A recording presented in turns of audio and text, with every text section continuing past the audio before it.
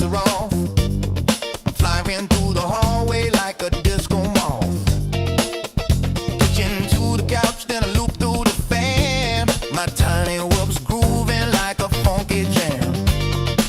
I dip through the doorway, spin by the cab, bounce off the toaster, yeah, I meant to do that. Neighbors knocking, saying, what's that sound? It's my brush motor soul train getting down. Flying through curtain, dancing on breeze. Freestyle funk in my living room with ease. Tiny whoop magic, bumping every wall. I'm the James Brown of flight. Can't stop it all. I got LED strobes and a shag rug trail. I'm looping through the lava lamp, leaving a tail. My whoop's got rhythm, my sticks got soul. I'm the pilot of the party. On a roll, TV remotes a gate, the lamps are dive. I'm flying like it's 75. No GPS, no rules, no shame. Just a funky little quad in a soul train frame. Move it low, move it low. We fly that flow, move it low. Grab that gap, no time to nap, no time to nap. Hit that roll, funk and control, funk and control. Bounce that wall, bounce that all. We fly it all, funk it all. We fly it all.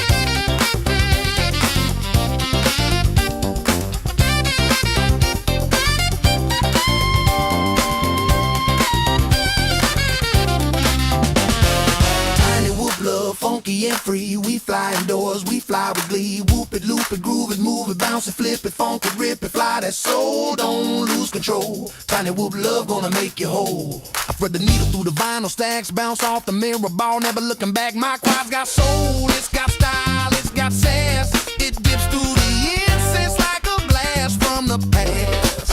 I'm flying figure eights through the lava lamp glow, dodging house plants like a funky pro. My whoop's got rhythm, my sticks got heat. I'm the pilot of the party with the grooviest beat. I loop through the hallway, I dive by the broom. I'm the disco ghost in your living room. I hit that split that's over grandma's chair. She just claps and says, boy, you got flair. I'm flying freestyle with a velvet touch. My quad so smooth it don't need a clutch. From the shag rug to the ceiling fan, I'm the funky little fly with a master plan. The curtains dancing on the breeze. Freestyle funk in my living room with ease. Tiny whoop magic bumping every wall. I'm the James Brown of flight. Can't stop at all.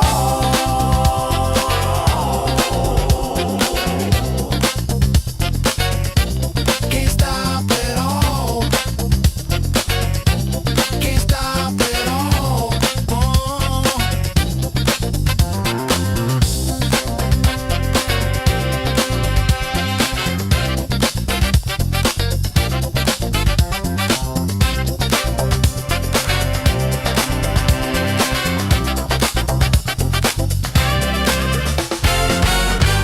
What's up, fuckers? My name's Aaron Ciotti. Everybody calls me Ciotti. Welcome to hell. It's Motor Swapping Monday. Kevin's the voice of God tonight. Good evening. Hey, it's working. Hiya. Yeah, I'm gonna motor swap for sure the Raxxus. Hopefully also the Quadmula Siren F3. That's the plan. Q&A, as always. Hold on. I got to get this shut down here so that YouTube doesn't memory leak all over the fucking floor and ruin the carpet. There we go. Okay, Brave. That's a creepy image. Hold on. That's a better image. Okay. Look at this creepy... this is the one I'm going with, but look at this creepy image that Brave chose. I'm not... No. Look what I got finished. It's done, finally, and I only had to fist fight DJI Bing Bong Shitbird Slap-A-Lot-of-Puss, and ELRS web configurator for like 2 hours to to get this going. It took so long dealing with those that I couldn't even get it up in the air, but I'm gonna fly it tomorrow. It's only 20 grams heavier than the Raxxus. I'm totally blown away. The Raxxus is on really lightweight 1404s. This is on kind of fat Zing 1504s. And then of course 3-inch props, and I mean just bigger. Like look at the size difference between the two of them. Wild. I'm blown away that the AOS Cine frames are this light. I'm assuming it's because there's not a second big wraparound of carbon, right? The Raxxus here, which is based on the QAV Cine, has, you know, big long runs of carbon all the way around the outside, top and bottom. So yeah, I didn't think that would make as much of a difference, but it must have, because the extra 20 grams is easily taken up in just the motors and props. And well, also this is 04. This is only 03, which I think is a little bit lighter too. That's probably like 5 to 10 grams right there. So yeah, I'm guessing this thing saves a little bit of weight because of the AIO. This is on a 20 by 20 stack. That just fell off. Oh, it's because I'm taking it apart. So yeah, look at that. Look how good that looks. Isn't that a handsome devil? All purple and red. Look at the size of the side of the things. Look at that, man. Look at me. And look at this beautiful antenna setup. Oh my God, this antenna setup came out so perfect.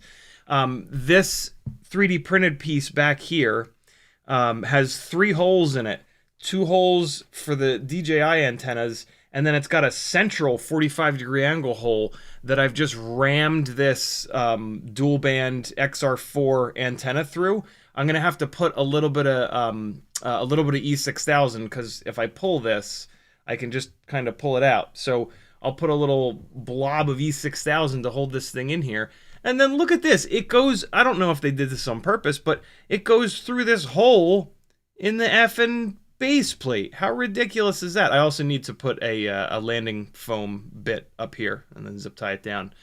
And then I used Ridawan license to drive Haku 3Ds drop down universal 900 megahertz Immortal T mount, but I put it up on top, which I did on one of the previous ones, the previous AOS actually. And so with the drop down facing up like this, when I'm tail up, that Immortal T is nice and tall and nice and high. So as I'm flying around, it's always the high point, right? When you drop it down low, it works great when you're flying away, but then when you're flying back to yourself, it gets buried under here, right? That antenna would be where my index finger is, and so it's getting buried by a bunch of carbon. Put it on top like this, it gets it up above, so it's always vertical. This thing should never fail safe ever. It's got this is, in my opinion, this is the absolute best antenna setup that you can have. This guy is going to spend its time like up at this angle, right? Those cyclists are going 30, 40 miles an hour, and it's rough chasing them. So this thing is stood up. All the clips that I've seen of myself flying, it's like flying right at the corner cameras, like, and it just looks like this because it's stood up so tall. So yeah, very, very cool. This came out really nice. I did this little bumper on the bottom. I'm kind of tempted to flip this bumper and run it up on top here, because like in theory, if I hit something, right, I want to have the bumper on the top here, but like this whole top plate is gonna be what's hitting. So, and I haven't seen any 3D prints. I would love little 3D prints to soften these corners up here, this one and that one, but I haven't seen. That's not true. There is one. There is a 3D print for that. There was a really weird looking 3D print, and I didn't understand what it was for, and now I just realized it's for these guys. So I got a little bit more 3D printing to do, but yeah, came out really nice. Hopefully it flies all right. I got to put a battery strap and some grip here as well. But very cool. I'm really interested to see how it is on 3-inch props. Having these guys on 2.5-inch props, boy, they are noisy as hell. They are like just cranking. You gotta push these things so hard to go those speeds on the little 2.5-inch props. I'm hoping that the 3-inch props are way more chilled out and kind of cruisy. And because that'll get me a good bump in efficiency, which will be really nice. So yeah, we'll see. Up next, the Cine 3.5, which I already kind of started a little bit on. Just kind of fitting some of the stuff. The camera cage on these AOS Cines is kind of confusing. And then getting the antennas all figured out. I think I'm going to have to get a different set of antennas here because these wires are not going to be long enough. So I got to figure that out. But motors are all mounted up. I'm doing T-Motor 1604s on this one. Look at the difference in size between these two. This is just outrageous. Hold on, ready? Well, this will be the biggest difference. The Raxxus 2.5 versus the 3.5. Jesus Christ. Makes it look like a little toy. But I'm blown away at the difference in size between these two guys. Like it's a lot bigger. The 3.5 is so much bigger. Kind of crazy.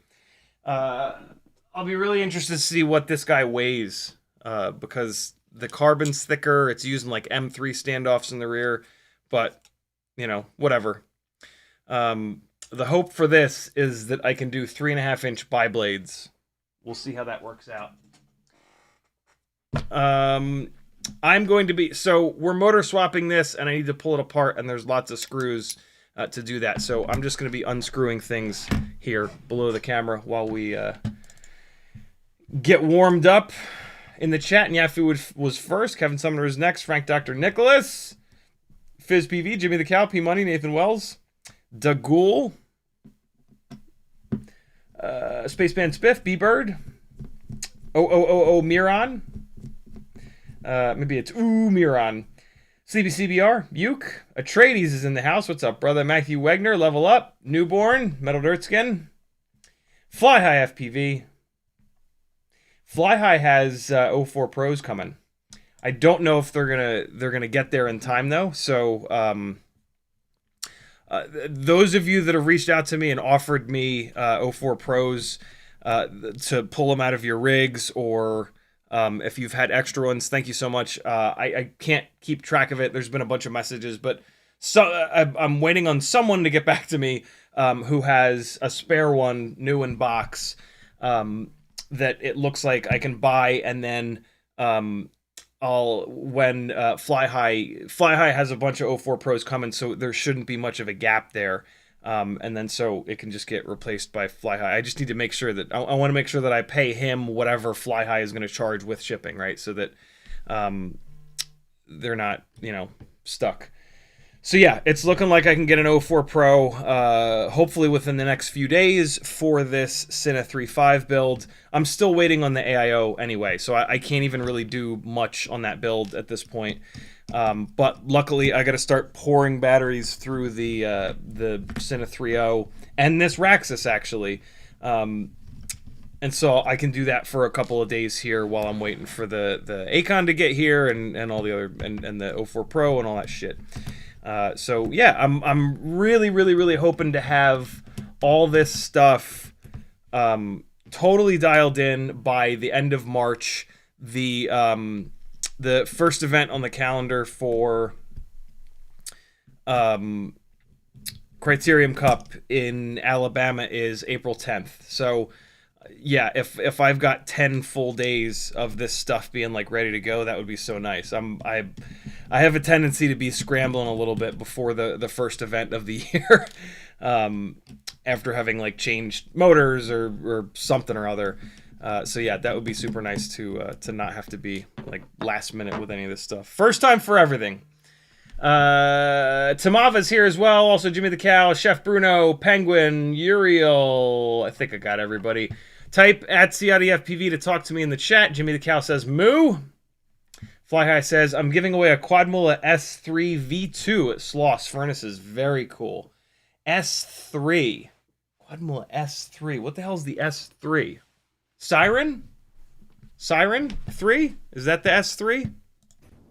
Yeah, I think it's a Siren F3. Quadmula S3.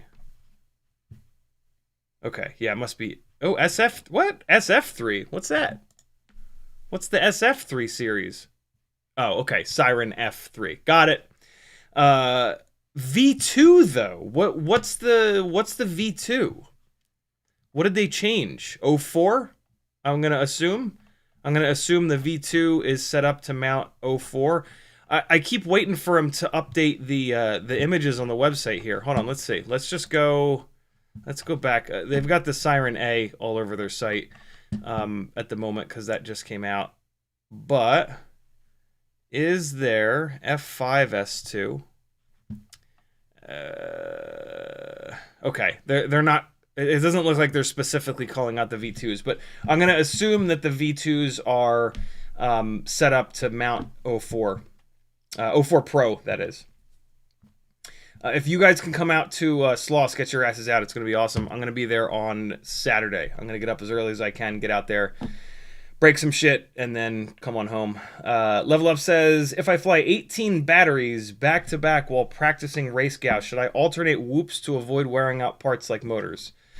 Nah, man, because, like, even if you build two identical rigs, they're gonna fly different.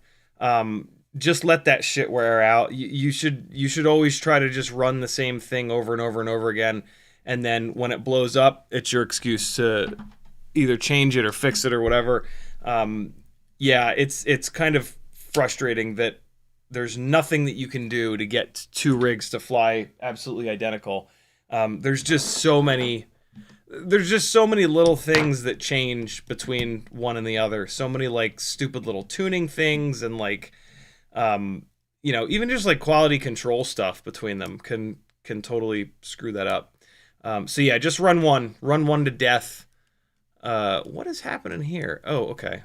I see. The antenna mount is screwed to the base plate. Got it. Thing, if you're planning to race those rigs, definitely be sure that you've got enough batteries through them to ensure that you don't have any, cold solder joints that are going to mess you up after you crash the first time or anything like that. You want to make sure that they're rock solid. So put 10 batteries through each of them just to make sure, and then switch on to one, and then blow it up, and then move on to the other. Yeah, blow it up indeed. Atreides says, I heard your review. Gonna stick 04 light on a Carbon Fury, make a super skinny sock for the outside of the whoop so you can so you can't mar up or get cut, and making a swappable Freestyle top plate. Very, very cool. Atreides has a really slick, really light, actually, carbon fiber bind and fly tiny whoop on his website. What is it? FPV Freedom, I believe, .com, that we talked about on yesterday's live stream. And yeah, it's got some really, really cool potential. I can't wait to see it with HD. That could be a hell of a fun outdoor kind of setup. Personally, I would go up to a 1.6 inch prop deal on it. Because I think it is more of an outside kind of setup with how slippery and slidey it's going to be. But God knows there's tons of people that love flying these carbon fiber whoops inside. So it makes a lot of sense to have it as a 65 millimeter build as well. Funny that you mentioned 1.6 cents. I may or may not have had that conversation with him not an hour ago. Yeah. Yeah, Kevin mentioned that when we jumped onto the to the Discord call, and then I just saw it here in the chat. I was like, perfect. Fly High says, we're having a volunteer meeting on Discord Thursday night. slostdronederby.org/Discord. Cool. Thursday at 8. 8 Central, 9 Eastern. I should be good. I should be able to join that if you guys want me on there. And or any other volunteers in here. Penguin says, how come you don't run GPS on your work rigs just as a failsafe? Most of the work that I do, there's not a vertical exit point. And that, you know, when GPS turns on, that's the first thing it does, right? Is rocket straight up. And so I don't want to like, and so at that point, like I got to worry about like turning the GPS failsafe off or on at every single gig that I go to, depending on where I'm going to be flying. And like, I'm sort of worried that I will forget and it'll, yeah. I think it's safer without it, to be honest. I can probably count on one hand how many things that I've how many gigs that I've flown in the last few years where there's been sky above where I'm flying, more than like 50% of the time. I'm always under tree, right? Like FPV is ducking and diving and doing all kinds of crazy shit through gaps under trees, into buildings, out of buildings. And so like in my opinion, the GPS stuff is for like long range or like maybe I guess freestyle, but like a lot of the freestyle flying you do too, right? Like you're going under trees, you're going into like weird spots. So yeah, for me it's and look, like I've been flying for so long, I've had so many fail safes from like the early days flying FR Sky that like I've been able to just sort of learn where I can go, where I can't go. And the fail safes are pretty few and far between. And if they are going to happen, I tend to kind of know about it. Like I'll get like the little hiccup, or I'll just know that I'm kind of pushing range. I do things to stay super safe. And yeah, it's sort of like a like AI versus, you know, us doing things manually. Like I trust the human operator more than machine learning, I guess. I do have the Cineglide and the Big Nasty 7-inch glide. They both have they're both ready for GPS. They've got the wires and a plug set. And then I've got two little GPS modules in 3D printed battery strap holder things. I just have to slap them on there. Those will probably be the only two rigs that I actually leave GPS on. One of the things I really like actually about the Mavic 2 is that you can set the GPS failsafe to just stop. I mean, just like in general, the Mavic 2, right? Like you can just kind of let go and it'll just stop and freeze. That's pretty slick. I don't think Betaflight has that. It very well could, though. Kevin, do you happen to know? Have you screwed around with GPS at all? I have not done any GPS. It's just one of those things that just feels like a hassle. And I'm like, you know, when I'm flying, I'm not in a place that would be recoverable with GPS Sure. if I fail safe. And so, you know, like when you're forest of indooring through the trees, or you know, bashing a bando or whatever, like GPS is going to do what? Fly you into a wall? Yeah. It would be, you know, it would be a cool feature for them to have a switch, to have in the modes tab, have just GPS off and on. That like I think that would kind of be necessary. There probably is, and I just don't even realize it. What would it need to be? It would need to be switching your failsafe mode between drop and GPS return to home. Yep.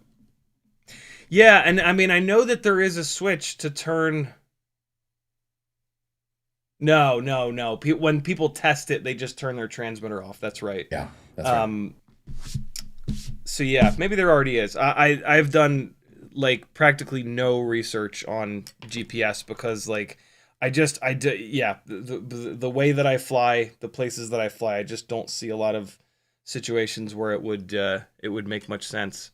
I'm almost tempted to go grab a test flight controller and try it out here while we're talking. Right?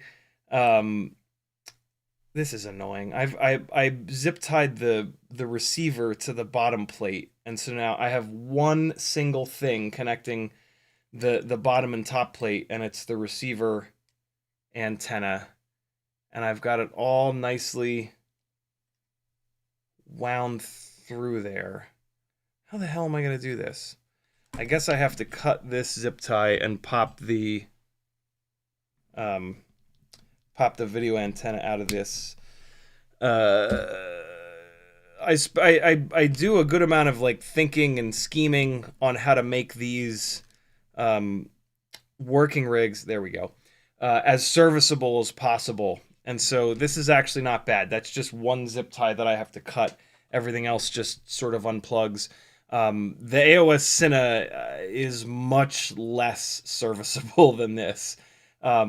This style of box frame, where it's top and bottom symmetrical, is genius because you've got your flight controller, and it would have... yeah, well, the receiver is hard soldered to the flight controller, but the flight controller has two plug headers, one for the ESC, one for DJI. And so I guess this is kind of, yeah, this is about as good as it's going to get because the receiver is going to be hard soldered. And then that is here. This is actually the base plate, and then this also has the mount for the antenna, and then your top plate is camera, video system, ESC, and motors. This also makes swapping motors really easy because you just take this plate, as you'll see in a little bit, drop it down, and work directly on it. It's a little bit annoying that I have the battery straps in here because this is not going to sit flat, but I'll live. The AOS Cine V5 frames. So they've got the, again, this is the bottom plate here.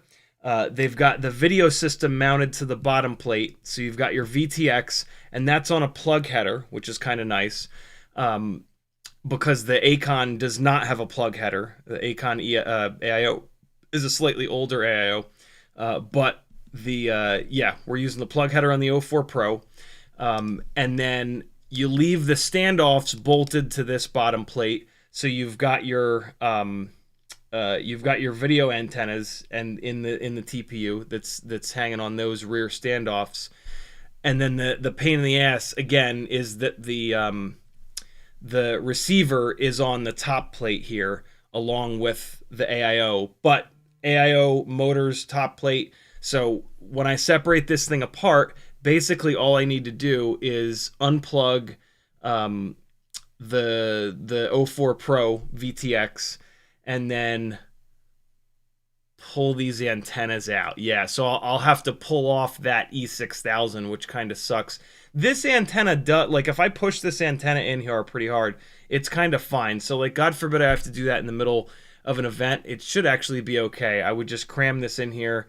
And I actually keep a stick of hot glue in my bag, and so I would be able to just take like a lighter to the tip of that hot glue and then just smear it all over here, and it would work almost as good as E6000. So yeah, this is actually not too bad. Go ahead, Kevin. Just the tip? Just the tip, baby. You know how I do it. And then the camera cage, you leave that bolted to the bottom where the 04 is, and then you just unbolt that from the top. So this is not quite as slick as this, but pretty good. Pretty serviceable. So yeah, I was a little skeptical about the Cine V5 frames, but I think I really like them. I think that they're gonna work really well. The previous generation AOS Cine 2.5 frame is the complete opposite. It is the least serviceable frame that I think I've ever seen because of how the arms mount to the top plate. Like, oh boy, that thing just sucks. Like, I tried everything to figure out how to set it up or take it apart in a way that would make it like work onable in the field. And in the end, I was just like, it's not. Like, it's just, if it needs to work, just put it aside, fix it in the hotel room that night, and fly the QAV Cine for the rest of that day, which is, why 2 is 1 and 1 is none, friends. Good question, Penguin. Chef Bruno says, do you happen to have a favorite or go-to analog nano camera in the last 2 years? Wait, I meant what's the best? The T-Rex is really good. I haven't actually used it, but I've heard so many good things about the T-Rex.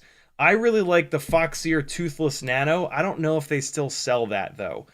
There's a Foxeer Toothless Nano Starlight that works totally fine in the day. It's super low latency, and then it works awesome at night. That camera is on a lot of stuff up here. But yeah, like I said, I'm pretty sure the T-Rex is still being made, and I've heard such good things about that yeah, I would maybe go that route. Euro says, I ordered gift again, let's pray. Much appreciated, brother. Madman says, are you going to have any of your frames cut for sloths? Nah, dude. It'll be a miracle if I have any of my frames cut for December 31st this year. Yeah, I still haven't broken the one, and I'm super focused on this stuff to get ready for gig season, which is beginning. So yeah. There is a GPS rescue mode in the modes tab to enable and disable GPS rescue. Really? Are you sure that doesn't just turn it on? I think that might just turn it on. So I think that triggers, like if you turn that off, you can fly. And then I think if you turn that on, it starts going up and then comes home. The tooltip is ambiguous. It says enable GPS rescue to return the aircraft to the location where it was last armed. But is that on failsafe or is that turns it on? Nah, yeah, that doesn't affect the failsafe. I'll bet you there's something deep in beta flight. Like, there's a couple things in beta flight. Oh, what's the example of them? Oh, PID profiles. So PID profiles, for example, you cannot change them while you're still armed. I bet you the failsafe is similar. You can't change it while you're still armed. There's a couple things in beta flight that, like, while you're armed, you just can't. It strikes me as like they set it up like this 10 years ago, and they never thought that we would ever want to change it, and now it's just like, oh shit, we would have to redo everything to change that. Any long range hooligans in the chat that know? There's Danzilla when you need him. There he is. I know, right? He just showed up.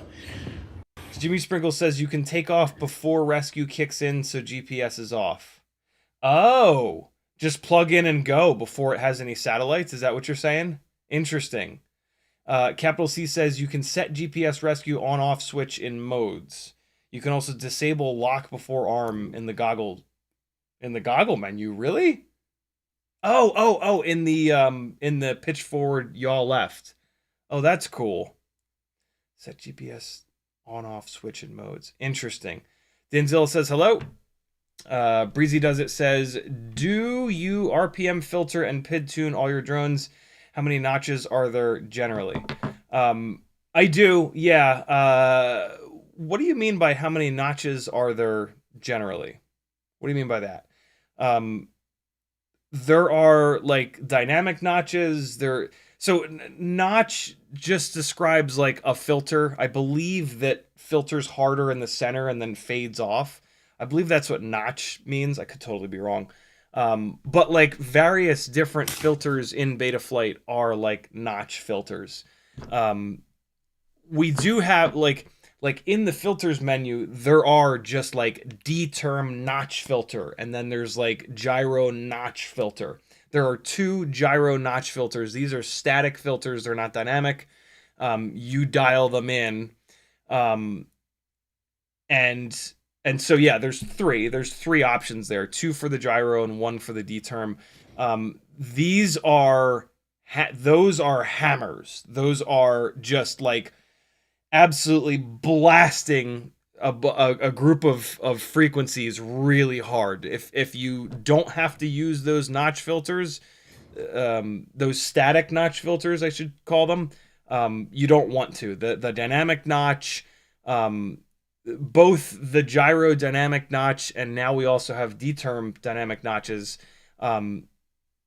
in a perfect world, they get rid of all of the garbage.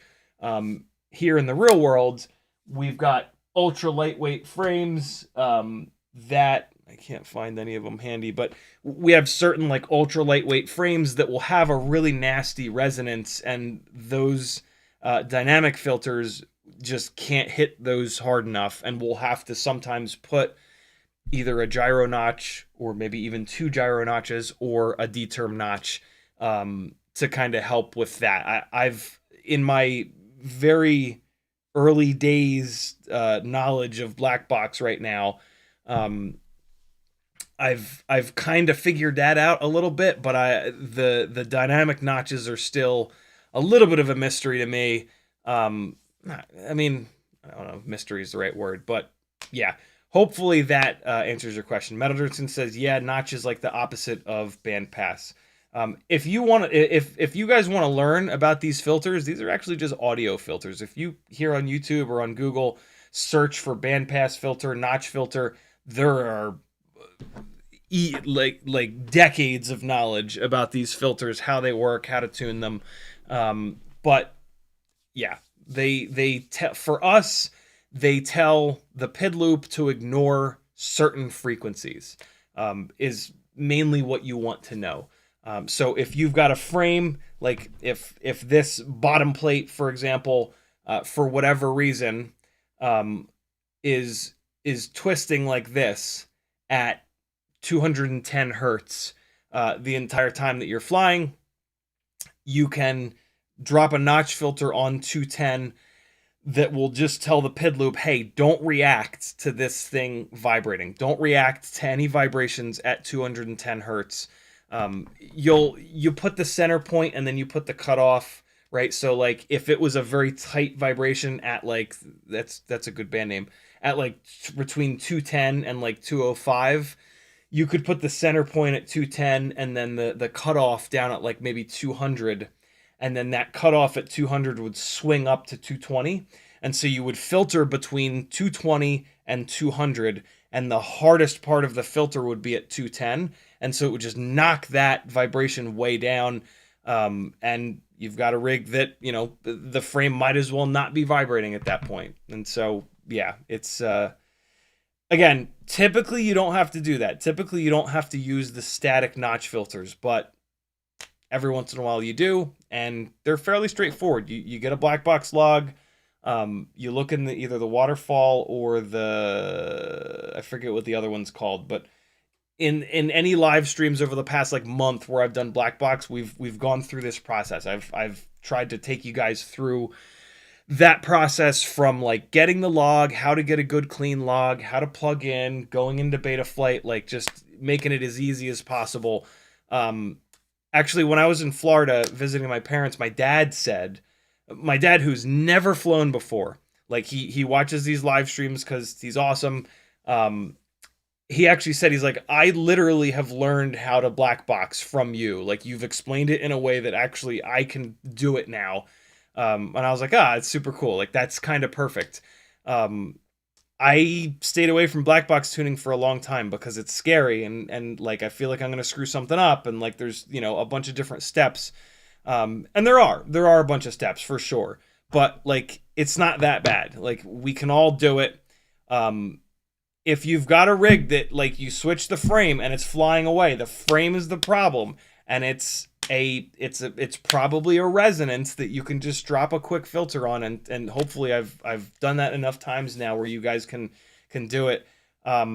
Unfortunately, a lot of tiny whoop AIOs don't have black box built in, and running an external logger is kind of silly. It's totally doable, but like I'm not gonna do it. And if I'm not gonna do it, I don't know, a lot of you aren't either. That's fine. But yeah, then you switch back to the other frame that wasn't acting like that, right? Like it's as things get lighter and lighter, it becomes more and more of a problem. It happens more and more often that there are certain frequencies that are gonna just resonate, and being able to fix them is pretty cool. If you can find someone that's running a very similar build, sometimes you can steal their notch filter frequencies and it'll work. Like if we did I think 2 live streams on the 1S 75mm rig with the Newbie Drone Light AF 75 cockroach frame, and then the Air 75 V2 frame. You can if you're running one of those 2 frames and you're having the issues that I was having, you can probably just copy and paste the filters that I found, and it should work for you. So yeah, sometimes you don't have to dive in, but do it. Dive into Blackbox if you've got an AIO that has a memory chip on it. It's super nice to know, and it's not that hard. And good God, is there a lot of info out there? A lot of the info out there is pretty serious. UAV Tech is a genius with it, but he goes pretty deep into the weeds pretty quick. Chris Rosser has some stuff about it. He gets not quite as deep into the weeds, but yeah, you'll figure it out though. It's really, really nice to know it. Metadirtson says sometimes it works in reverse. Like I feel like I understand integrals and derivatives better knowing how PID tuning works. Yeah, understanding how the PID tune relates to the filters, it can get confusing in a hurry, but it's worth it and it's fun, so do it, friends. Breezy says, so when you load a preset, does that account for RPM filters, or is it only associated with the PIDs? That's where I get a little confused. Thanks for the insight. So when you load a preset, you are getting damn near everything that whoever made that preset has set up. You're going to get like their PIDs, you're going to get their filters, you're going to get stuff buried in the CLI that you don't even know what it does. And so, and those are all specifically set up for the way that that person flies, for their specific builds, for their specific rates, right? And so that's why the presets typically don't really work all that well. There are a couple of presets, like there's a 4.5 filter settings for clean builds with and without RPM filtering. That is like a generic blanket preset. That's a good one. But like the karate tune and like a lot of these other presets, like those are super specific for that person. Like a lot of times, sure, they'll back them off a little bit so that more people can use them. But again, they're pretty specific. My recommendation is to only use your ELRS presets for 150 hertz or 250 hertz or 500 or whatever it may be. And then use the 4.5 filter settings for clean build. If it's a clean build, there's another one. There's another one similar to that. And then there's 4 of them. There's clean build. It's clean build and it's very clean build, I think. And so That's right. use the right, Kevin? Yeah, because I was using very clean for a while, and I got some weirdo oscillations and had to on a couple of my quads and had to back off to the clean. Yeah. So you use the clean build one, and then so there's 4 versions: very clean, clean, with RPM filtering, without RPM filtering. So with or without RPM filtering, you should know that. And then use the clean build. And then what I'll usually do is the D term slider on that clean preset. It's fairly backed off. It's at 1.05. I always grab that and move it up to 1.2. And then if I fly the rig and it's having issues, I'll back it off to 1.0, but I can almost always move that to 1.2, that D-term slider, and that gets you that D-term slider is where you'll get the majority of the latency improvements, especially moving it between 1 and 1.2, 1.2 and 1.4. Once you get it, like if you keep going beyond 1.4, from what I understand, the gains are kind of minimal.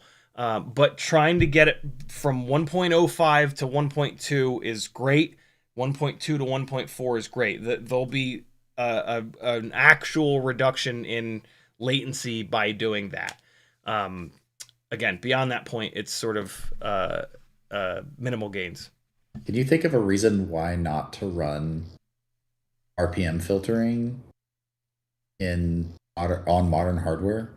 Oh yeah, Brandon told me at one point. Oh shit, what was it? Oh man, I had this conversation with Brandon forever ago. There was a reason though. If Brandon comes by the chat, let's ask him, because there was a specific reason. It's almost useless on like 65 mil because the frequencies are so high. I do remember that. Yeah, but it does cover that one. Well, you know what? You can. I mean, if you turn it off and then do a log, you'll see, or you either will or you won't. You'll see those diagonal lines. I mean, that's really how you would figure that out. Is you would turn it off and see how bad the diagonal lines are in the waterfall. And then if the diagonal lines aren't too bad, then those are really what the RPM filter is kind of attacking. In a 65 millimeter whoop, in a plastic frame builds, I should actually say, there aren't really harmonics. That's why we turn the RPM filter down to one harmonic. But there is that one harmonic. There does tend to be that one diagonal line there, and the RPM filter is going to do a better job than the dynamic notch at that. But yeah, it's true. The RPMs are so high on the 65s that the RPM filtering is not... it doesn't work as well as it does on the rest. Some of these builds, like I was just recently learning about how biblades versus triblades will have a different number of harmonics, and the harmonics are in different spots on them. And like, I think it's with biblades, sometimes you'll actually get 4 individual harmonics. And so like the RPM filter is it's just magic for that. So yeah. 99.9% of the time, RPM filters are going to be a good choice. But there is one specific scenario, I forget what the hell it is, where the dynamic notches will actually do better. Hopefully, Brandon swings by. Jimmy the Cow says, I have a tab opened of CiottiFPV where he explains black box because I got a rig with a resonance problem. Nice, dude. Love that. Cool. Let's start swapping motors. Keep asking questions, friends. But... I'm hoping that I can get both of these rigs swapped over. I'm going to give you some soldering tips where I can, when I can. Yeah, we'll all hang out, have a good time. Hold on, this mat's gotten a little dirty throughout these couple of builds here. Hey, I got something for you guys. Here's how you can certainly just buy them from my Etsy store. Hey, CiottiFPV.com is where you go to support me. Join my Patreon, buy some stuff from my Etsy store, and I'll keep doing these live streams. I sell the ultra lightweight antennas, but if you don't want to buy them, if you don't want to support me and you want me to starve to death, here's how you make them. You take your regular little whip antenna and you cut the shrimp wrap on the outside here off. Be a little bit careful so that you don't nick this actual wire, but just come up here. You're going to remove this ground plane, so you don't have to be nice to the ground plane. You just can't nick this wire, and you can't nick the active element up there. So once you get to cutting the middle part here, you can be kind of rough with it. And so just cut a nice slot in the shrink wrap here. And now again, be careful at this part because you don't want to go yanking on this wire. Go ahead, Kevin. Shrimp wrap. You said shrink. What's wrong? Sorry, shrimp with a P. I'm having popcorn shrimp for lunch tomorrow. Thank you. Nice. I didn't cut all the way through there. I'm almost good. There we go. All right. And so you grab this shrimp and you start peeling it off here like this. And it's a little bit fiddly because it's shrunken down, but you'll get it. There we go. Metal Dirt and Skin says, so many shrimps, lives given in vain. Indeed. All right, so you peel it back like that. All right, you get it to like this point. And then, again, be a little bit careful. You've got the active element. In my fingers, I'm holding the active element of the antenna. At this point, grab this and that. This is fragile here. Don't be mean to that. And so this goes away. This is the weight. this is half of the weight that you're saving. The other half of the weight that you're saving is this ground plane.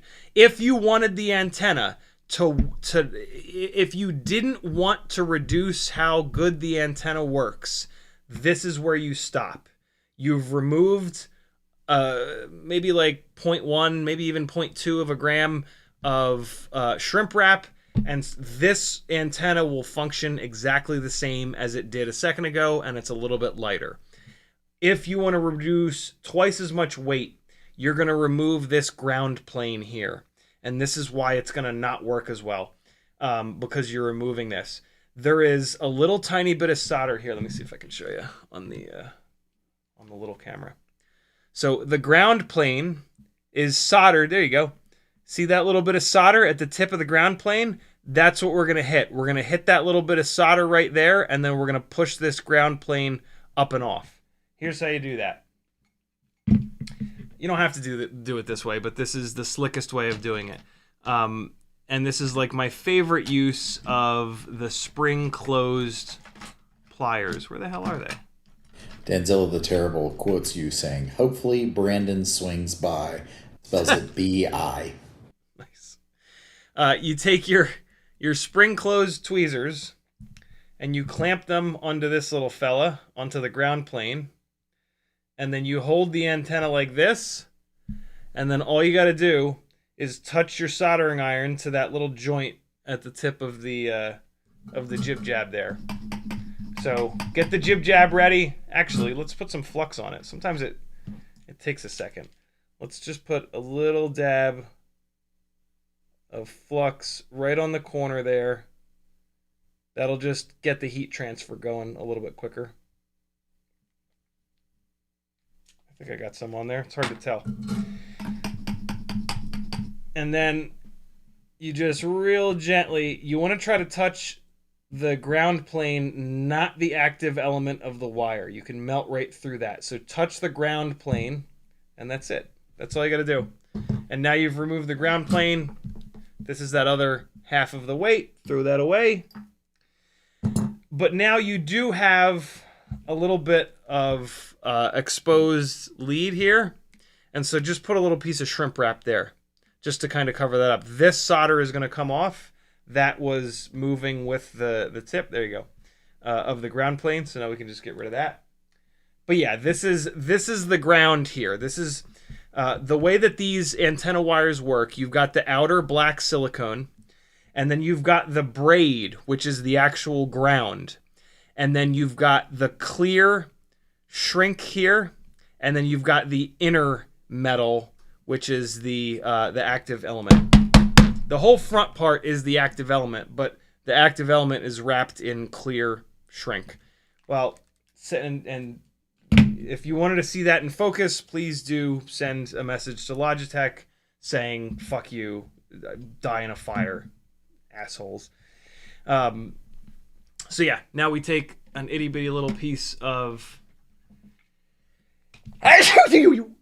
shrink wrap, and away go. Thank you, sir. Is that small enough?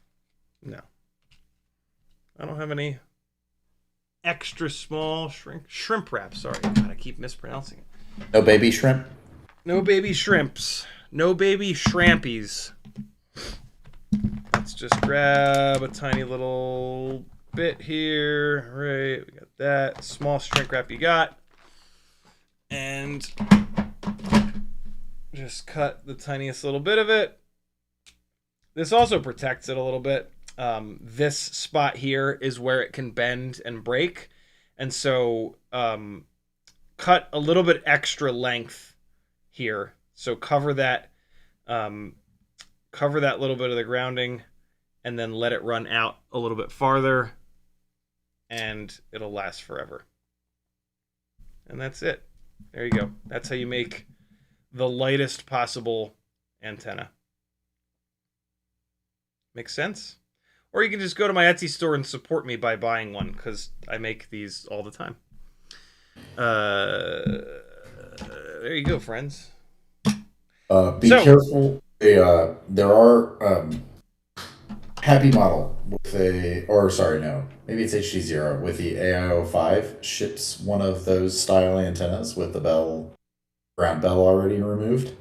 Yeah, they don't hold up. Just FYI. Really? I had one. Yeah, I had one. Just rubbed straight through. It was between the board and the bottom side of the camera mount, and yeah, it rubbed straight through, and it was grounding out somewhere. Jesus. I thought I had a VTX going bad. The active element part or the grounded part? The grounded part. The grounded part can also screw up if it grounds out to something else.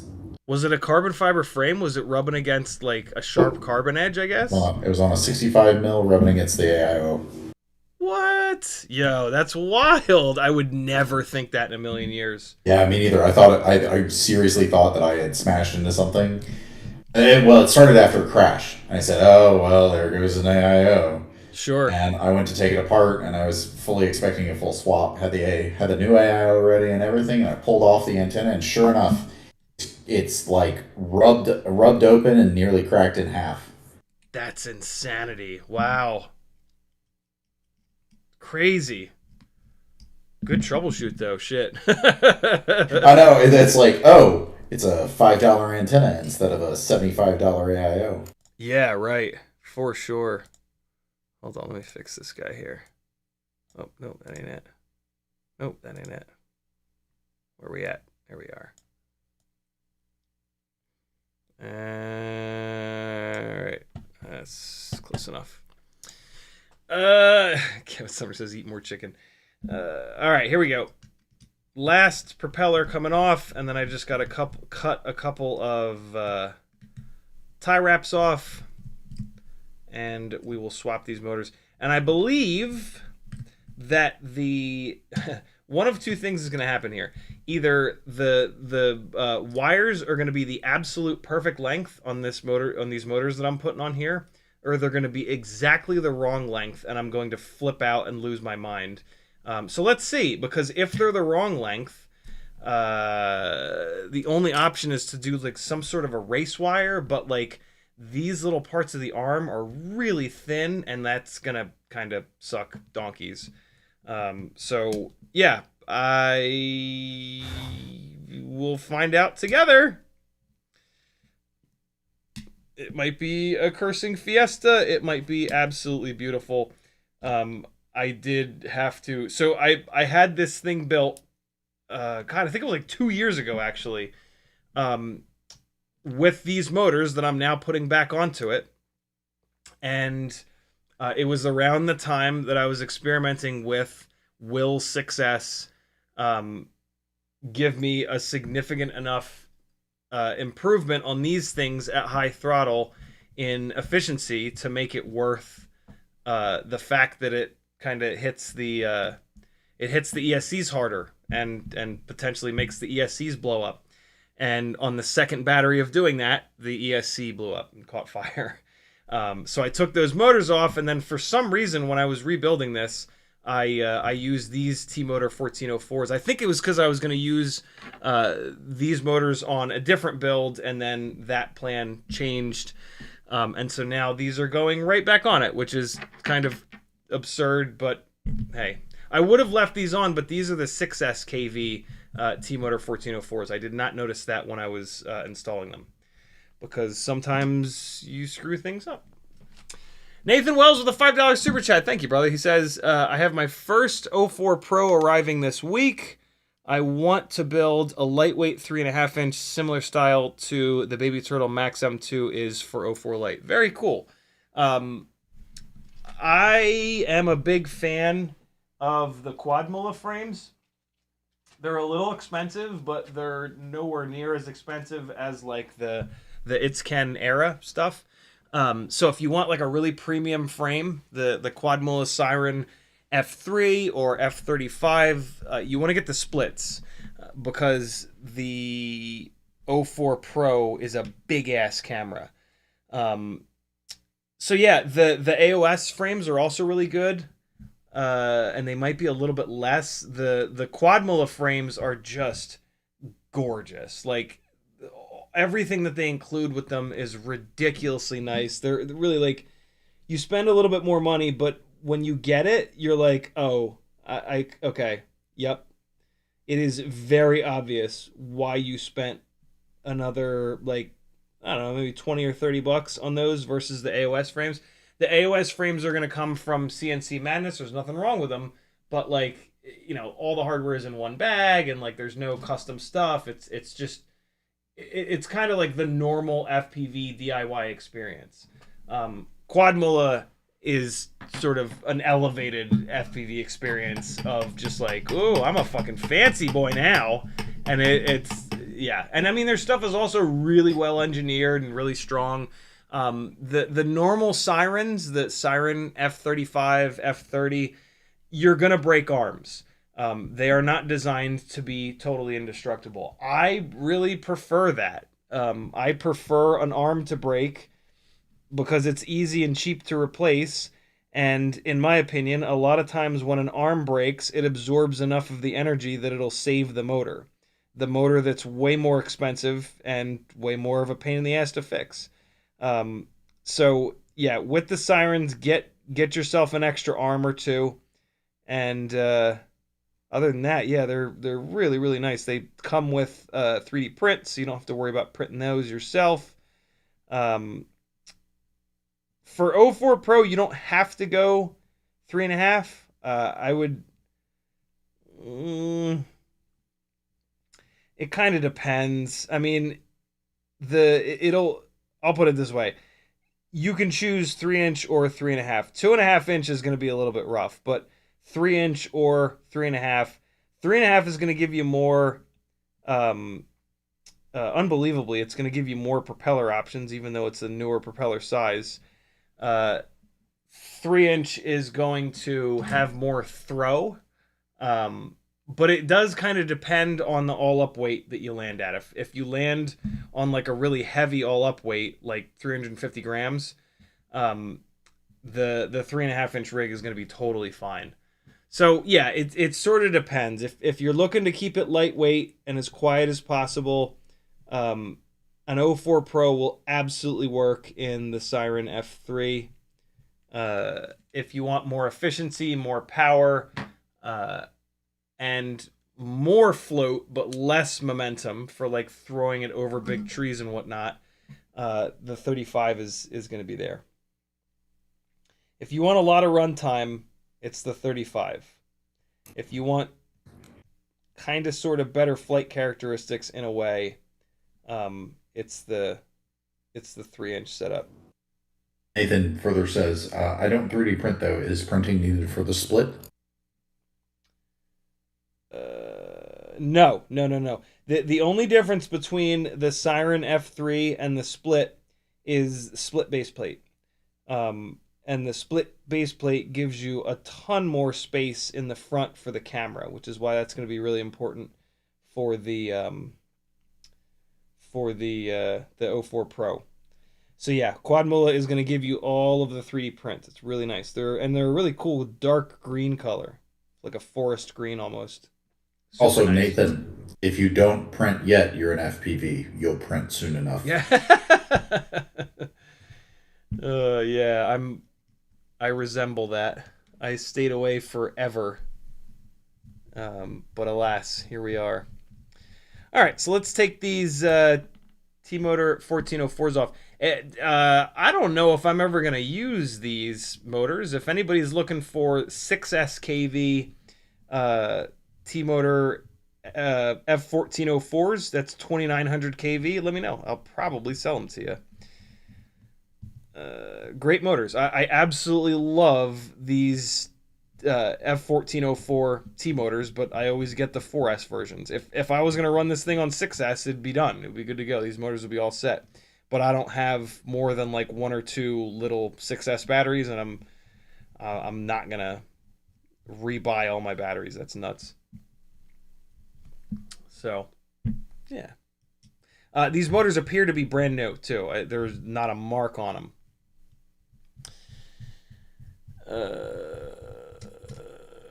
What's happening in your life, Kevin? What would you fly this week? Anything? A 757. I Flight was sim? no, I was in Florida. Oh shit, that's right. Family. How'd that go? Good. That was a work Into trip, right? oh, oh, it was work. Well, I was working on a family trip. Because Nice. things at work are a little insane right now. Yeah. No, but went to Universal Epic Studios. Oh, nice. Universal Studios Epic Universe, and did just the like Mario Nintendo Land. Oh, that's cool. I didn't even know that was a thing. Yeah, it opened last year, I think. Whole bunch of kids on spring break, like college age kids on spring break there. Right. We spent 2 days at Legoland. Ooh, that's fun. Is that in Universal or is that a separate thing? It's separate. It's actually Universal is in Orlando, and Legoland is in a little place called Winter Haven. That's okay. basically halfway between Orlando and Tampa. Gotcha. Legoland was definitely more kid friendly, just generally speaking. The rides were kind of more kid friendly, but it was good. It was a Nice. good way to spend a week. Right? You're there all week. Yeah, we were there.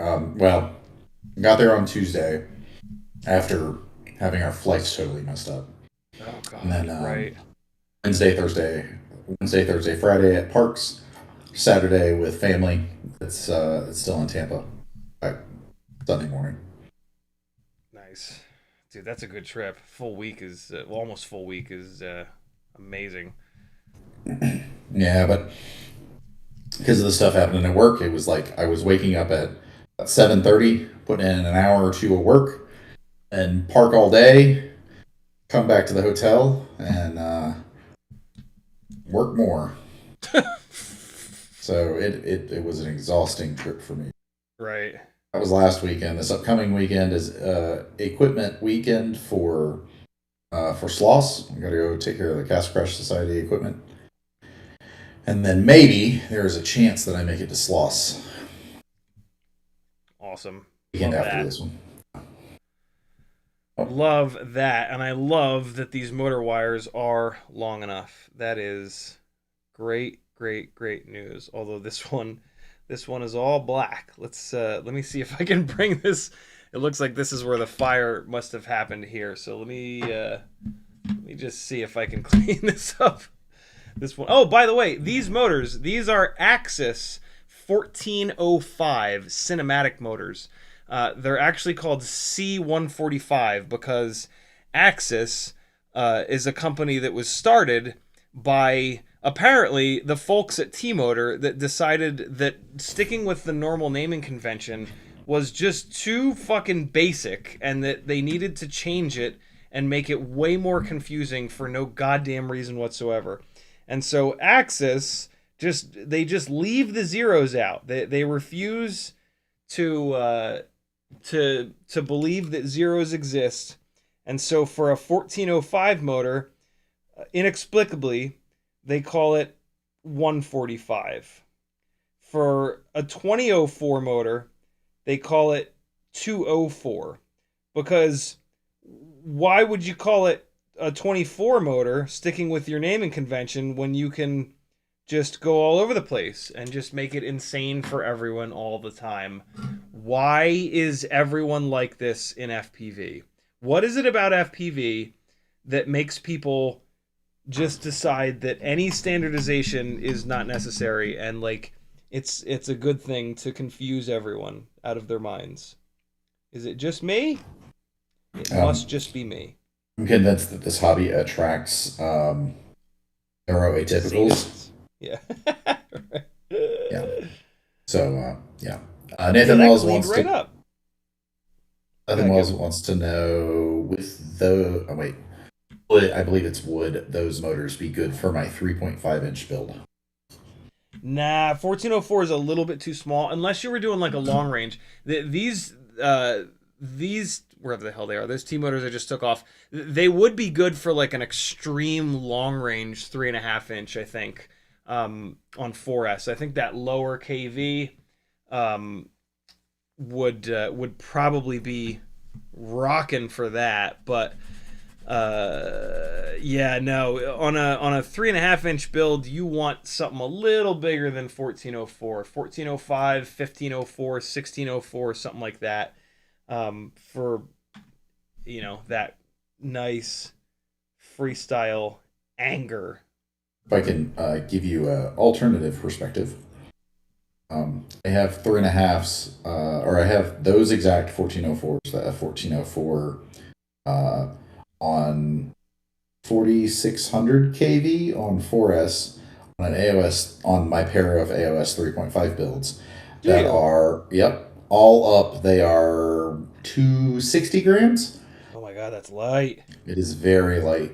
So, but if you want to do lightweight freestyle, floaty freestyle, they will work for that. But if you're looking for like the typical feels like a 5-inch, Sure, 3.5 build, those are not what you're gonna want. You want 1505, 1606, like Bob's 16 FPV cycle 16 millimeter motor. I Somewhere don't in think there. those are in stock anymore. Is he I out? think they're kind of gone forever, not in stock. If you know what I mean. He Bob to put out some more stuff. I know, right? He's too busy fixing celebrities' teeths. I'm gonna look now. Glide 8. This is an 8-inch glide. What? Is that a thing? It said Glide 8 in the what do you call this thing? The carousel.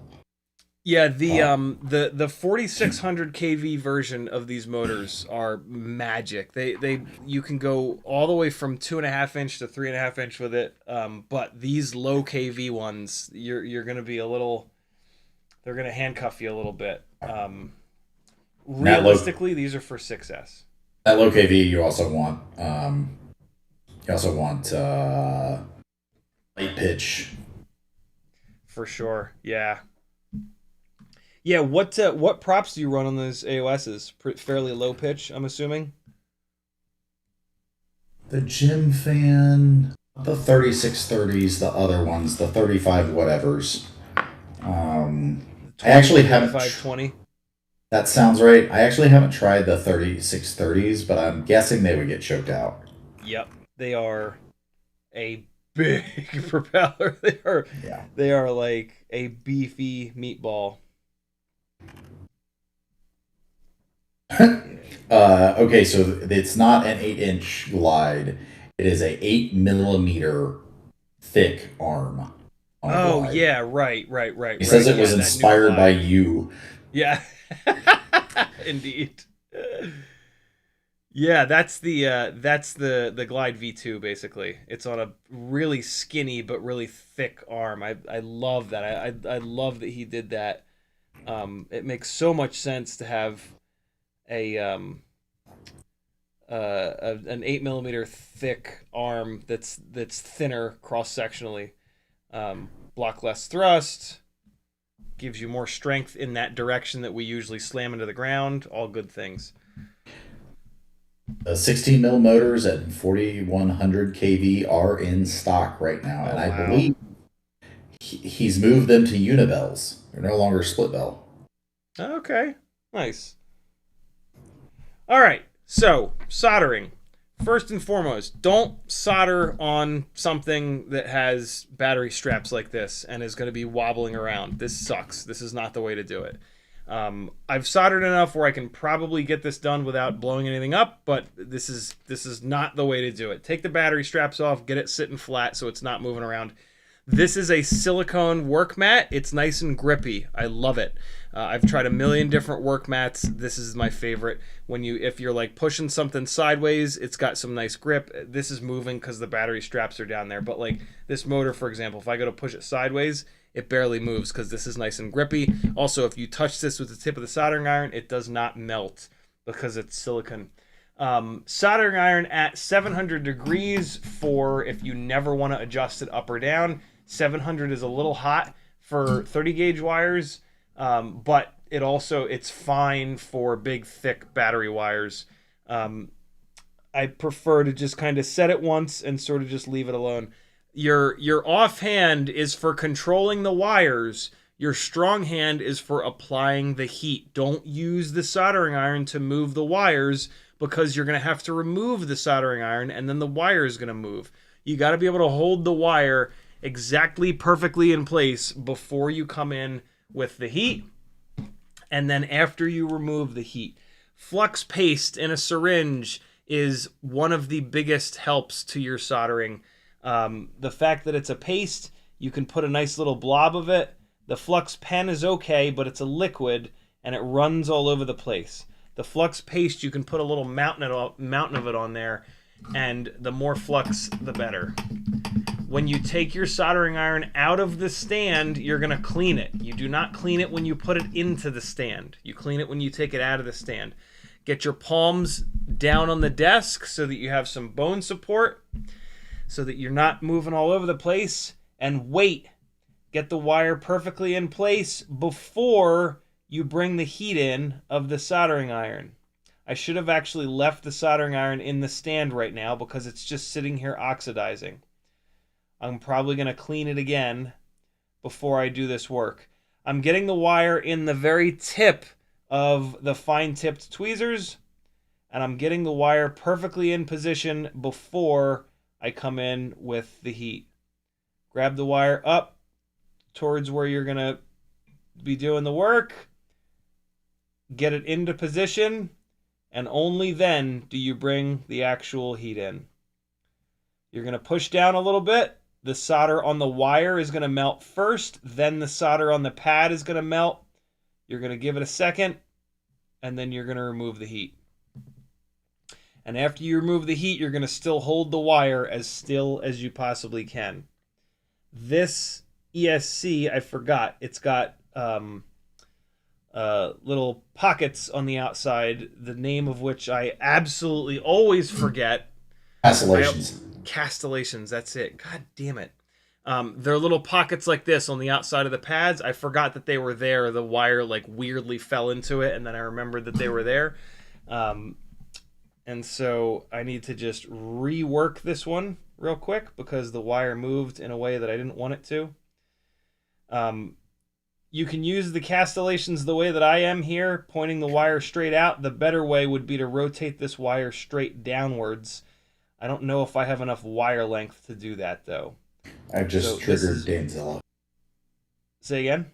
I just triggered Danzilla. The other name for them, and I believe the more generic name, is crenellations. I think that's a word that I made up. Nope. Really? Good. Yep. It's a real thing. Cool. I called them the wrong thing for a long time. All right. We're going to work from left to right so that we're not overlapping the work that we just did. And you want to make sure that the entire blob of solder on the pad goes liquid so that everything is being sort of welded together. And now what I just did is I heated up the pad first, and then I brought the wire down and in. Sometimes it's nice to do that. You know, you develop your own. Soldering is going to be a little bit different for everybody. Like most of the people on YouTube are going to say, "Here's the best way of doing it."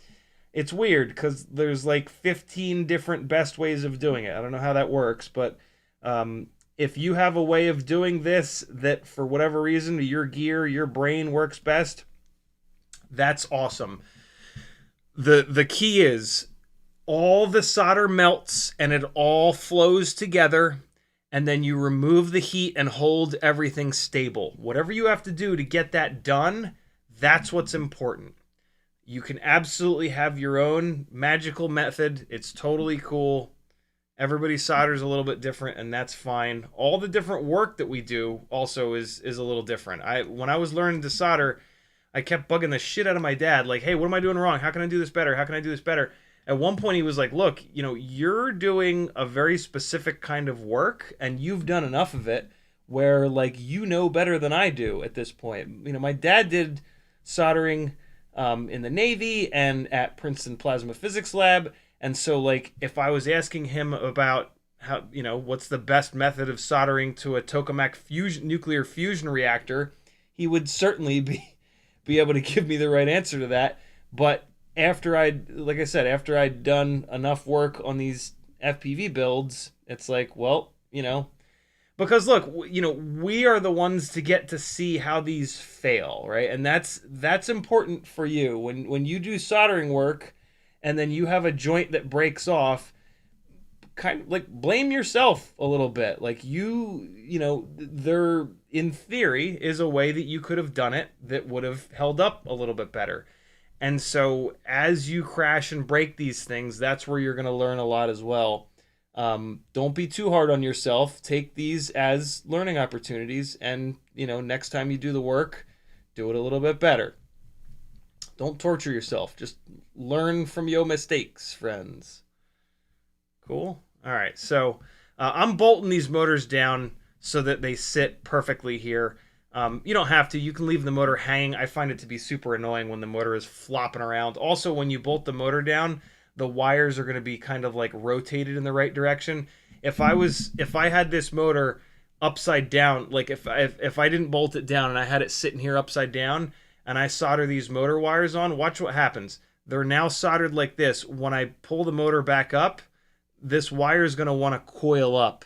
And when they coil up like this, it's hard to see, but when they coil up like this, they'll want to go upwards towards the propeller. That is not good. Watch what happens when I let go. Well, it shut off. But when they're not rotated 180 degrees, they'll want to sit flat. And you want that. You want them to sit flat on the arm rather than try to peek up and get mangled by the propeller. So there's a quick little tip there. Just the tip, just for a little bit, just to see how it feels. Again, we're going to go left to right. I'm taking the soldering iron out of the stand and cleaning it right away, which is stupid. I'm going to put it back in the stand because these wires are not where they need to be. I'm going to take these other two wires and get them the hell out of my way. And then I'm going to come in here and just get a good grip on the end of this wire so that I can control it really nice. And you could, like, you literally just go like this and practice how you're going to move the wire. Make sure you have enough wire length. Make sure all is well. Make sure that your tweezers are rotated around in a way that you can actually get to the pad, right? Make sure you can get the exposed bit of wire onto the pad. Now I'm going to take the soldering iron out again, clean it again. And here we go. I'm holding the soldering iron as flat as possible so that I can get the biggest contact patch that I can with the wire. We want to transfer heat as quickly as we can so that we are on and off the pad. When you're soldering, you're dumping heat into whatever you're soldering on. And that's not a great thing. So get the work done as quick as you can and get out of there. The more heat you dump into this ESC, the harder it is on the pads. You know, these pads are just glued to the PCB. And so when you put heat into this ESC, all of the pads, all of the glue below these pads loosens up a little bit. And so you want to do that as little as possible. Again, grabbing this wire with just the tip of the tweezers so that I have as much control as I can. Getting the pad hot first. Getting the wire in here as good as I can. That's not quite where I want it. Let's come back and do it again. So there are big blobs of solders on these castellated pads, so I can't really like see what I'm doing. It would actually kind of be nice to remove all the solder so that I could see the little pockets in the side of these. But again, I've done this enough where I can just kind of bodge it and still get a really good quality solder joint. This wire has fanned out a little bit, and so I'm going to take a second just to make a point out of it so that we don't have any little stray wires trying to escape. And now we're good. The wire down into the pad. I grabbed the wire a little bit too far back and I don't have good control. And so what I was able to do is hold the wire down to the pad with the tip of the soldering iron. I released from the wire and then I grabbed it up here closer. Eventually you'll figure out how to do that. It's really nice. And that looks pretty good. Those are all nice and shiny, nice and flat. And it looks like the wires are all going into the little pockets on the side. So that's looking pretty nice.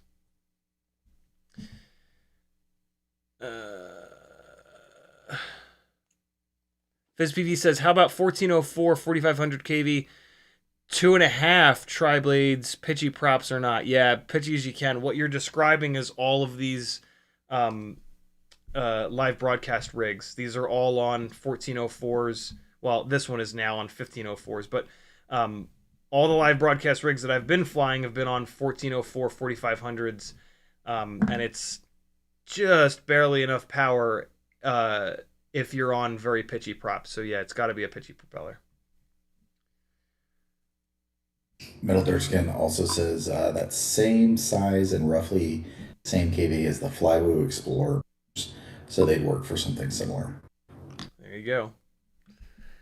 There you go. Yeah, looking at bind and flies is a pretty decent way of picking motors. The bind and flies tend to be a little bit under-motored and over-propped, and so if you want to like look at a bunch of bind and flies and then just go like 1 millimeter bigger, either on height or width, that's a really good way to have like a beastly and like what we're doing there is we're trying to get the micro to have as similar of a flight experience to a 5-inch rig, right? Like one of the reasons that 5-inch builds are just so just like seem to kind of read your mind is that they have a shitload of power.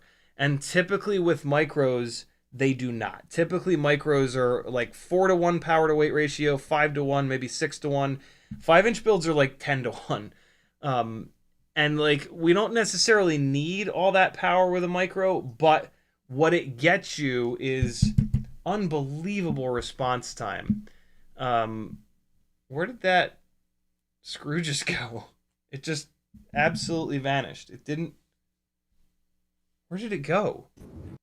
$3 says it's stuck in that quad and is going to burn the ESC the first time you plug in. Oop, I think I just heard it. I think I just heard it fall. Hold on. Did you fall on the ground, little fella? Did you fall in my crotchal region? Oh, Christ. Where is it? God. Where did it go? Of course it fell out when I was banging the damn thing on the table, so it might have jumped. Oh, God. Oh, God. You can help. Shit sticks. Hold on, let me look. Maybe it's under the ESC. Maybe I didn't hear it fall out. Oh, boy, this is stupid. All right, well, it's not in the front under the ESC. Doesn't look like it's in the back either. Oh, that's what I heard. I heard the antenna hit the desk. Okay, so I think it's still in here somewhere. The hell? Where could it have gone? Hold on. 3, 6, 9, 10, 11, 12, 13, 14, 15. Yeah, no, it's somewhere. Is it magnetized to one of the motors? Yeah! It's always magnetized to one of the motors, bro. Whenever you can't find the screw, it is attached to a motor. Okay, this one here. What else can I tell you guys? Ask me a question about soldering, chat. Ask me something. I got a question. Oh! Why didn't you clamp that baby into the OmniFixo to keep it stable on the desk? Because I prefer pain. what I actually a thought. really good idea. I didn't even think to do that. Let's see. Let's see if Especially the because you Omni can fixer clamp is it. big enough. You can clamp it down inside. Let's see. It'll come up through the brakes and the carbon. Let us see. So if we get that there, oh my god, it is just big enough. Look at this. That's what she said. Oh yeah, indeed she did. All right, look at that. Now it's not flopping all over the place. That's pretty cool. Again. What is going to happen now is I'm going to have to sit my hands up. One of the things I like about soldering down low is that I can rock my hands here so that they're very, very, very stable. Now what I'm going to do is put my palms down against the table, and that's going to raise my hands up enough to get up in here. This battery lead is very much in the way, and so we are going to move it. There's a really cool little 3D printed piece to keep the battery wire from rubbing against the carbon. And so we're just gonna pop that out in theory. Come on. Oh, what? I think my computer just talked to me. Okay, there we go. And excellent. All right, get that out of the way. And let's get a little bit of flux on these. Just a little bit. All right, there we go. This might be a little bit out of focus too, because it's sitting up kind of high, but hopefully what we were doing a minute ago was in focus. It'll be all right. Okay, so get those other two out of the way. Get this one in position. All right, grab the wire as close to the stripped part as possible. Get it into position. Clean the tip of the soldering iron when I take it out of the stand. Get comfortable here. And apply the heat. Holding the soldering iron as flat as I can for the quickest heat transfer. And let me heat the pad up real quick here. Since I'm using the castellations, it does help to heat the pad up a little bit. And then I'm pushing the wire into that little pocket there. Oh, Christ, I just soldered the wrong wire to the wrong pad. I could totally leave this, but it drives me insane. This is the right wire here. When you're letting go of wires that you were just soldering on, be careful. That is when you can fire a solder ball into your ESC, and that is a bad day. These wires have flayed outwards a little bit. I'm just going to push them in towards the center to bundle them up a little bit better. There we go. And now let's get the right wire soldered down here. Heat up the pad, and then bring the wire in. There we go. Oh, it's not quite in there yet. I think it might be now. There it goes. Yep, good to go. Hey, also, I'm wearing the nerd goggles, as always. Get yourself a set of these so you can actually see what on earth you're doing. The difference that these make in the quality of your work is ridiculous. That's me smashing them into the overhead light. Also, good light helps a ton. Get a little light on an arm that you can mount so you can move it around. I've got it's basically like a ring light around the down-facing camera right now. Heat up the pad. Bring this in. There we go. Cool, looking good. This is 6337, I believe it is, solder. It cools a little bit more slowly than 6040. Either one is fine. Just make sure they're half decent quality solder. MG Chemicals is an easy way to go. They make fantastic solder. Right. Our favorite wad of phlegm, McMucus, says, "Hello, sir. I want to record in low light with the O4 light. Is there an easy button?" Not really. It's not great in low light. You're going to go higher on the ISO than you think you should. And then it's going to look a little noisy, but then after the fact, you're going to pull the exposure down, and it's going to get rid of more noise than if you run the ISO lower. It's kind of counterintuitive, and I just recently learned this little kind of trick. Other than that, yeah, it's admittedly it's going to struggle. I mean, it depends on like what different people's idea of low light is different. So you might actually be okay, but like compared to a GoPro, certainly compared to FPV cameras, yeah, the O4 light struggles a little bit in the dark. It's a little tiny sensor. I mean, there's not a whole lot you can do with an itty bitty sensor like that. But yeah, don't put an ND filter on it. That's for sure. I'm sure you wouldn't have. I would love to bolt this motor down, but the frame is in the OmniFixo, and so I can't get in there. But I think what I'll do is just pull the magnets up. Yeah, look at that.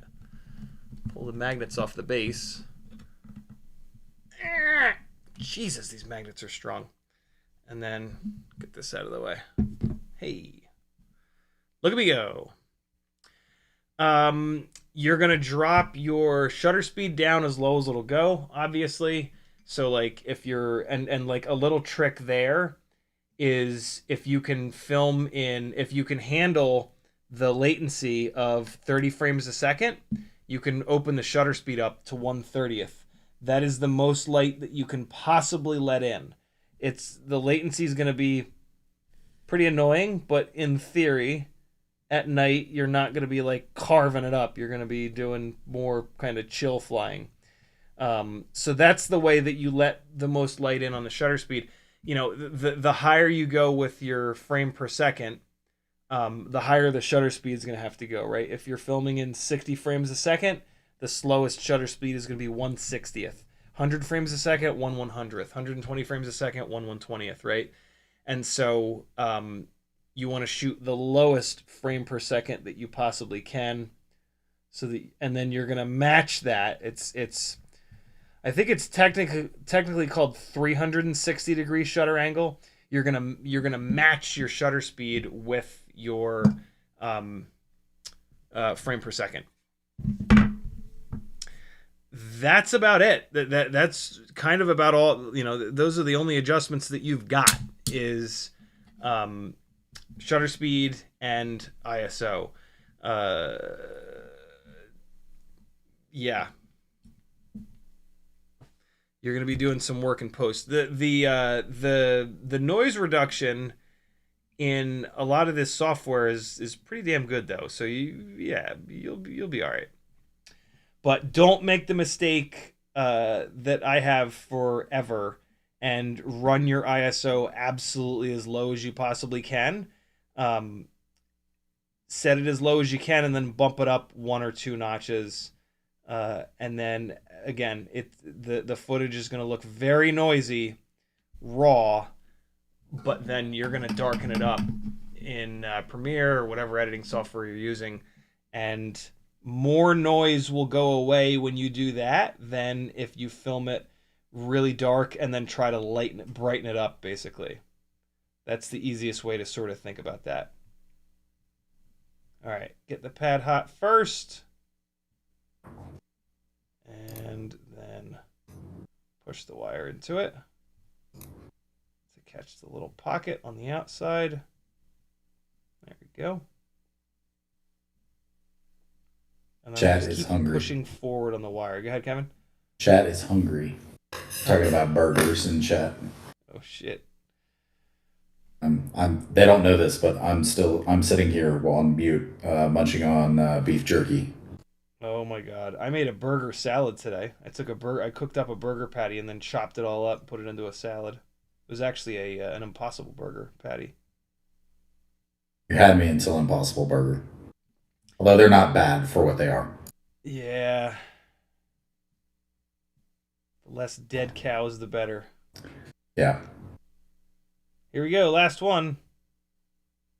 Come on. So this one I didn't preheat the pad, and I wish I had.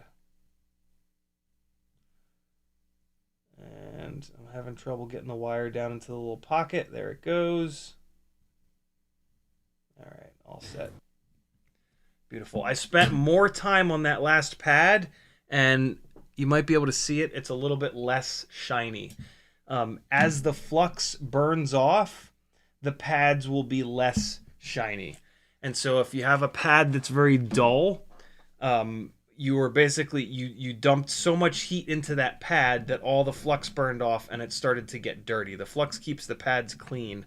If they're clean, they'll be nice and shiny. It's not the end of the world. It's if the solder is nice and smooth and you can see that it has it's flowed really nicely between the wire and the pad, that matters much more than it being shiny.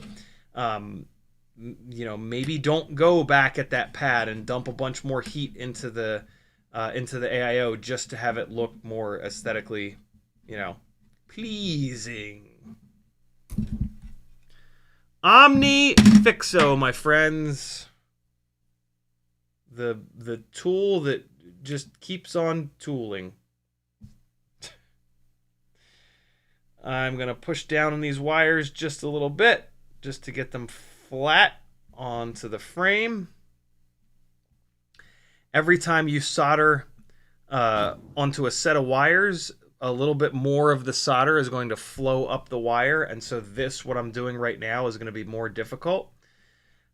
This is why you want to be as quick on these as possible, because the more heat that you dump into the wire, the more heat travels up the wire and the more solder travels with the heat. Solder moves towards heat.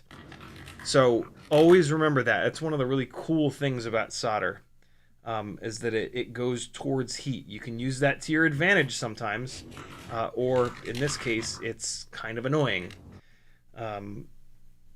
Which side was I sending this wire out? Over here. Yeah, this side. Okay, cool. So there's that. I got this cool little 3D printed jib jab here. I think it goes on the top part. Yeah. Top part. And again, this just keeps the battery wires from rubbing against the carbon. I could certainly forego this little piece and just put the take a file to this carbon. If you're gonna have any wires right next to carbon fiber, you want to do that. You want to take a file and knock down the edges of the carbon fiber, because that shit can be sharp if the company that you bought it from didn't chamfer the edges. So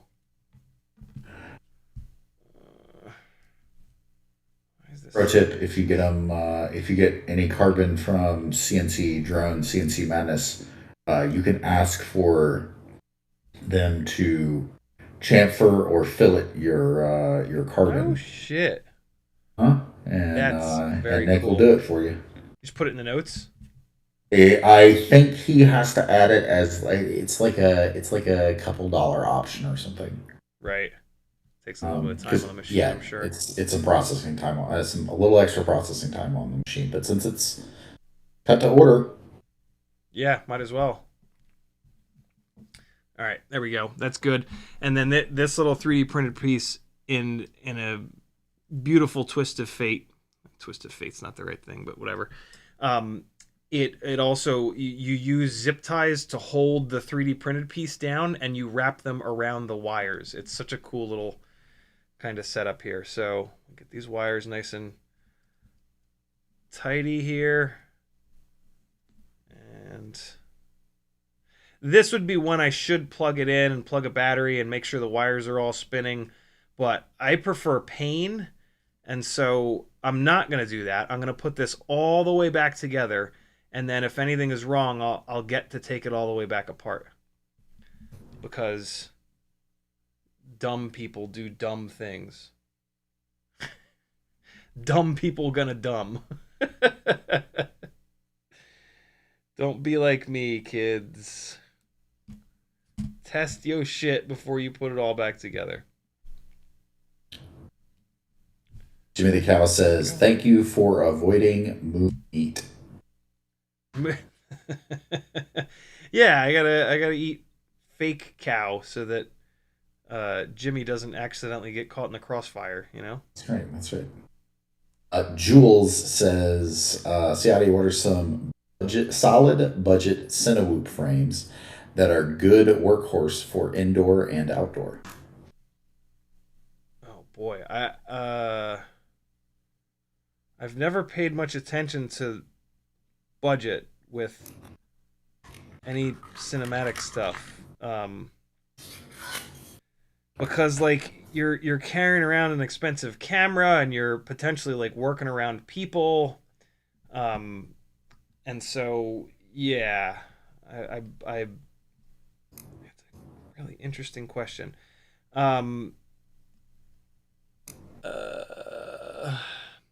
That's a little too much of an open-ended question, to be honest, because there are like 2-inch Cinewhoops, there's 3.5-inch Cinewhoops, everything in between. So we would need to kind of nail that down first. Like what work are you looking to do is really the best thing. It's a question to kind of start, right? Is it like, do you want something that's got to be super light, right? Are you flying concerts where you're looking for like sub 100 grams? Or are you flying outside and where you're gonna have like the wind smashing against you? So yeah, that's a tough one. Also, like what camera platform are you looking to carry, right? 04 Pro, GoPro, Naked GoPro. Over on CiottiFPV.com, I've got a Fiverr page, and on the Fiverr, one of the things that I offer is what I call build planning. That is an open-ended question that we would talk on a build planning session for probably like a half an hour about to really nail that down. If you give me a little bit more info, I might be able to at least point you in the right direction. But yeah, that's a perfect example of like where a half an hour, an hour long build planning session would be really nice, because that gives me the time to ask all those questions and suggest something that like is going to be a perfect fit for your specific use, right? Like what kind of runtime are you looking for? What kind of power do you want? What kind of speeds do you need to go? What are you doing with the footage afterwards? What's the safety level that's required, right? There's all kinds of different things that go into building your sort of perfect setup, right? So yeah, that's a tough blanket sort of question to answer. I've heard really good things about the Beta FPV. What is it? Pico Pro, I think it is.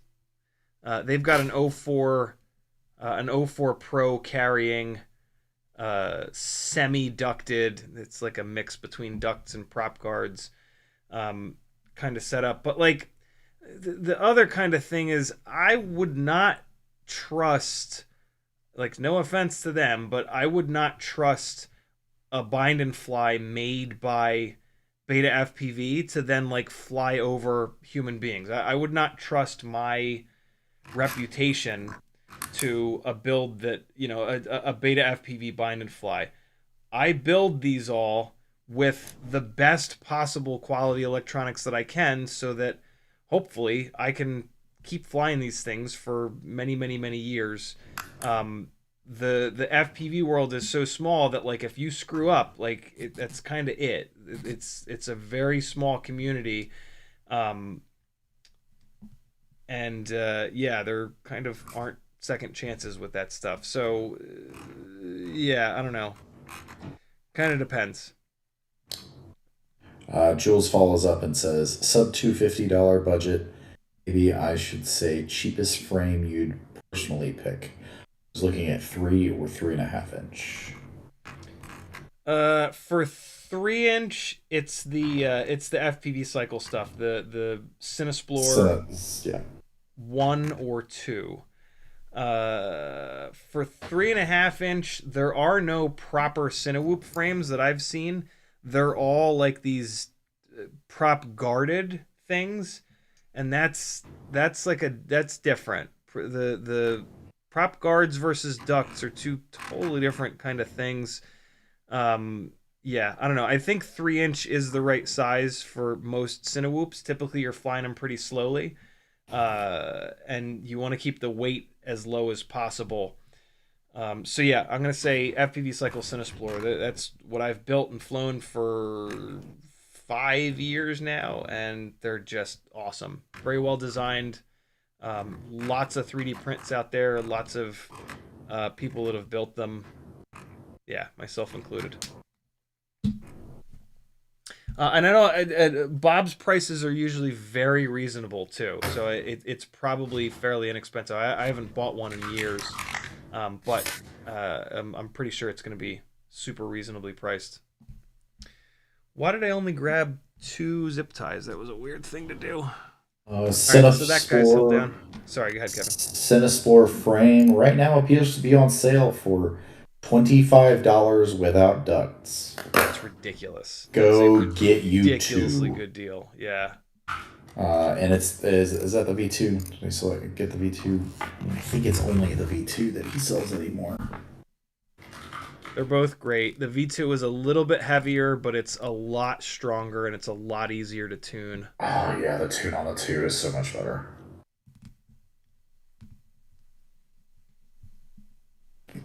Go. Always do something to keep your motor wires down flat, friends. Don't let them flop around. They will get up into the motors and it will suck. All right. Last one here. Oh my god, how's it midnight already? I thought for sure we could get both of these done. I guess it's because I was having to take shit apart and unscrew motors and all that jazz. If you got any last minute questions, friends, hurry up and ask them, because I am not going to go to that Siren F3. I don't think. Because I have to cut those motors down. That's going to be a lot longer, because the motor wires are not perfectly cut to length like these were. So I'll probably knock that out like maybe tomorrow or the next day. I am actually going to bring that... I'm going to bring the Siren F3 with me since it's on DJI 3. It'll be kind of fun to have it with me at the at Anniston. Do something fun with it. Send the truck some hardcore freestyle footage before the event. See if they want to use it. Just like rip around the town, do some wall rides of like the famous buildings in the town and shit. See if they use it. Cool if they put you in the info or the intro reel. Oh, they always do. They always do. It's so cool. It's usually the opening shot. I mean, you know, it's like the best thing for to do with FPV. Is to blow somebody away in the first 4 seconds so that they don't scroll right past your 30-second sting or whatever you're doing. Stinger. Stinger. 30-second spot. Just say spot. Don't say stinger. Sounds weird. You sound like an asshole. Cool. Nyafu with the last comment of the live stream. He says, have you seen the Spectre SL25? Seems like an easier to build Caillou Mini with way more availability. Maybe? Let's see real quick. Who makes the Spectre? It's a gaming monitor. Oh, shit. Yeah, here we go. Yeah. That looks just like the Caillou Mini. Slightly, maybe a little bit better motor protection at the end. The end of the arm seems to be a little bit longer. That's pretty cool. It's probably great. Yeah, very cool. Cheap too, $27. Yeah, very, very, very similar design. What is this? Short 8 oh, the standoffs. Yeah, okay. Different standoff lengths, short, long, 8, 15. Is the frame short and long? Oh, the frame is short and long. That's pretty cool. Neat. Yeah, short frame, long frame, and then 8mm versus 15mm. Cool. Yeah, it looks pretty good. Oh wait, here we go. Yeah. So yeah, you can see it. It's the butt. It's the butt of the frame. You can get a long butt or a short butt. So if you're going to put like a receiver in the back of the frame, you're going to want to get the long butt frame. If the receiver is on your AIO, then you can go short butt. I like that a lot. That's actually really nice to give that option. Yeah, this looks good. Who's the frame designer? Spectre X FPV. Slick. Very, very cool. All right, friends. Thanks for hanging. Denzel says, yes, Clem Fandango. I can hear you. Deal. I'll see you guys on Wednesday. I will have flight footage from this beautiful bastard. I think this will be... Oh, no. I guess I've played a little bit of 04 Pro flight footage from the Avata Killer, but this will be the first, like, non-slow and boring 04 Pro. It'll be kind of slow and boring, but this will be a lot faster than the Avata Killer. So yeah, looking forward to it. We'll have some 04 Pro footage to check out on Wednesday, and hopefully this thing is not in a tree somewhere or on fire. Kevin, any last thoughts? Everybody go do something for yourself that makes you happy tomorrow. Take a drive, get some candy, something that makes you happy. And fly your goddamn 6 batteries, you degenerates. I forgot to fly mine today, so I literally just flipped this charger from full to storage mode. But I didn't think this would take so long to just solder up a set of motors. But, you know, if you want to do everything perfectly, it takes time. Thanks for hanging, people. CiottiFPV.com to support me so that I can keep doing this. I love you. Goodbye. Wait, I'm not ready. We're going to watch some more flying from Florida. This is... So at the beginning of the live stream, it was a non-ND filtered 1.6-inch tiny whoop flying around that tree. Here comes an ND... Nope. Did I not? I did not fly around that tree with the ND... What is wrong with me? Here's flying around that same tree with an analog build. Obviously, the quality sucks, but boy, am I flying better. Where is that? Where is that flight? Here it is. Cool. Be good, people. I'll see you Wednesday. What just happened? Stop it. Why is it playing music? Don't play music. Oh, I know why. It was at the end of the file. Hey, there we go. Be good, friends. I'll see you Wednesday. This is the 1.